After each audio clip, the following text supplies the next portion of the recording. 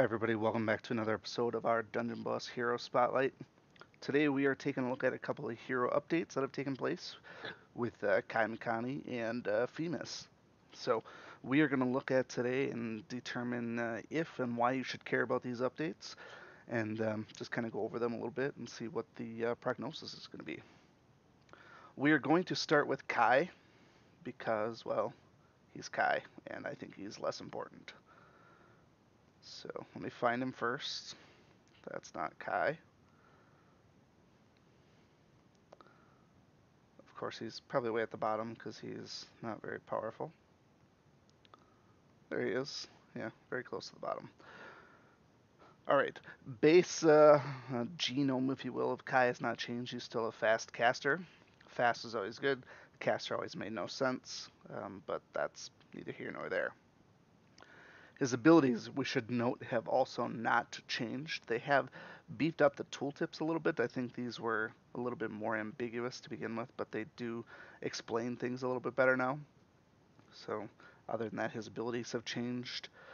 Basically, nothing. I do not think much else has changed. I don't have my cheat sheet handy, so I can't see if the energy cost has changed. I do believe that it has, and that's going to be paired with one of his passives. But for those of you that don't know Kai, basically his main thing is damage reduction via reducing other people's AoE attacks. That's what Surf's Up does. Backslash makes those people hit themselves and their teammates, and then Call of the Deep is just retaliation. None of these things are that groundbreaking anymore. They used to be when Kai first came out. He was quite deadly. When paired with certain people like Furnace, there were not a lot of hard and fast counters to it. This day and age, we see retaliation attacks in almost every PvP match. We see tons of damage reduction in other places, and Backsplash, unfortunately, is just not used to its full potential because it's associated with Kai. Stats wise, there are a little bit of a few changes here. So we have Cleansing Seas, cleanses 3 debuffs on self at the start of this turn's hero. Bonus, or the plus side to this, cleanses 3 debuffs. The downside is it cleanses 3 debuffs on Kai. So, note to self, you have to use Kai to use this, which sucks because Kai sucks. Next up, Torrential Tides, water allies gain 15% damage penetration. Water allies, so he obviously works well on a water-based team. Damage penetration, again, is that guaranteed damage that's going to counteract damage reduction. Is this a big deal? Moderately, it's pretty good percentage to be honest. Wave Rider starts with +1 energy and 10% max health for each other water ally on the team. Plus side to this, excellent energy boost and health boost. Downside is you have to use Kai and you have to use water-based team. I'm not advocating for a full water-based team with the heroes that are out there, your Lilies and your Furnos and Agnons, and really anybody. I mean, water team is not that threatening anymore. There's so many ways to negate being frozen and such like that. So, the benefit of this particular trait, and I can tell you exactly what it is. When you look at the abilities, it's energy cost of 4, energy cost of 4. What that does is if you run an all water team, when you get Kai, particularly for PvP attacks, that's the only place that really makes sense, is you can use any of these 3 abilities on your first turn. Upside to that is you can use any of Kai's abilities. There's very few people that have that sort of flexibility. The downside, again, you have to use Kai, and Kai sucks, and you have to have a water-based team. So who would you use with Kai? That's a tough one to say. I did do a raid before with an all-water team. I used Kai, and I used Valken, I used Grognog, and I used somebody else. Obviously not important. Gortusk for damage reduction. That leads me into my last speaking point. One of Kai's main things, if you don't run an all-water team, you're not going to be able to use both those first 2 abilities. That may not be a deal breaker for some. Maybe you're okay using Call of the Deep or Backsplash on turn 2 instead and roll with just a couple of water allies. Sure, that's fine. His first one, Surf's Up, reducing 55% of AoE attacks. To be honest, it's a waste. It's not that good, doesn't do hardly any damage. If you're looking for damage reduction, Use Gortusk instead. Gortusk also does an AoE. He is also fast, and his damage reduction is far superior to anything Kai's going to do because it also does single target attacks. So that being said, Gortusk's attack will also scale. Kai's does not. Gortusk does not require to be on a team with all water heroes. Kai does. So pretty much any way you spin it, there's, in my opinion, almost no reason at all to use Kai. There's only one benefit that he's synergetic with other people, and that's this damage penetration. And you can get by with that because remember, for ages, damage penetration wasn't even a thing. So if you have powerful water heroes like Grognog or Valken in the first place, you don't need that extra little boost. So, um, if there was an epic that maybe had a passive on it, maybe he would be a little bit better. I didn't even bother looking at his stats. I mean, he has a high base attack, which I guess probably has been updated, 1340 by comparison. He's a caster, so I don't even care about his other traits. 1340 base attack. Sorry, this is a lot of scrolling. Compared to Shade. Shade's usually the benchmark. 1470. So 1340 compared to 1470. Um, he's right up there. He's decent for a caster, but he's still Kai, and I don't personally recommend him. So when it comes to ascensions and stuff like that, and you want to test out Backsplash and Call of the Deep, if you have a limited supply of Celestial Evos, I would say don't try to, I guess. Don't try to spend all your evos on Kai. It's not going to be worth it for the most part. So be cautious about that, and then um, yeah, you should be all right. That brings us to Phemus. Phemus is a little bit more of a large scale change. So he had been changed a while back when they came out with the monster concept. Phemus was a monster. If we look at him now, he is still a monster, but a couple of known things to his genome here. He is no longer a tank. That's a big thing because he wasn't much of a tank in the first place.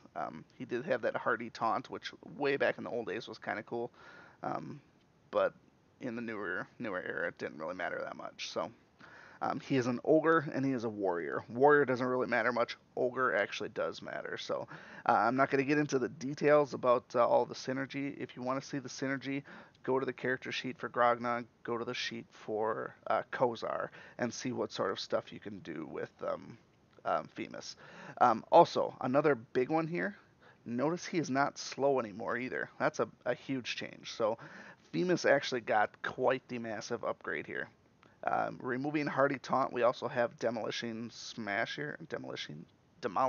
I guess I'm thinking of Demolition Man. Demolishing. That's such a weird word. Demolishing Smash, which is Armor Piercing, Shield Piercing. Both of those are great things. So Armor Piercing means it's going to ignore armor. So if he's attacking Valken, for example, the armor doesn't do anything. Shield Piercing means Barbarians. Too bad. Your shield is meaningless. Has a pretty reasonable energy cost. You're not going to be able to get this up and started at the start of the battle without a couple of festive runes or some plus energy runes. One of them I know for a fact is red, so it's possible you may not be able to get there, but through some other craftiness, you may be able to still use that in the first turn. So use some of your other heroes on there, things like Echo or somebody else who's going to be able to give you positive energy. Wild Rampage is still the same, still one of the most powerful attacks in the game. I definitely recommend it if you can get around to it. That's another one of those things here where it's energy cost of 4 turns. If you can do something with energy to get yourself using this basically in the first turn, you may be able to just flat out gank somebody because this is a very powerful attack. Earthquake, always been kind of a cool concept, but I've never really put a lot of stock into it. It never seemed like it done a ton of damage. If you're looking at that off balance trait or that proc, maybe it could be used for something, but I wouldn't put a ton of emphasis on that, to be honest. I'm thinking that abilities 2 and 3 are going to be the main bread and butter here. Still does not have an epic yet with these 2 revamps. We haven't really seen any indicating that there are going to be epics for these guys. Some of the revamps come with epics, some of them do not. So there's really no telling at this point here. Let's look at his traits here. So he's armored, which is great. Gives him some damage reduction. He is also immune to taunt and provoke, sorry, which is also great. Iron Ogre, so reduces the attack of melee attackers after being hit. So this is a defensive proc when somebody hits him. It's sort of like that screeching, sonic screech type thing that I believe the mushroom dude, Rocky the Shiitake, used to have. If not him, it was in one of the dungeons that always reduced things. I think it was defense at that point, though. But basically, somebody, a melee guy hits you, it's going to reduce their attack. I don't know that that's going to be a huge thing. Most of the biggest attacks that come at you are from people that are going to ignore this anyways. Furno will still roast him. Agnon doesn't get debuffs, so that's not a big deal. Shade is a caster. I mean, there's all sorts of opportunities around that. Brute Strength 3. Ogre and monster allies gain 20% damage penetration. There's that damage penetration again. Again, is this a big deal? If you're going to pair up with Grognog and Kozar, 3 ogres on a team may be pretty potent.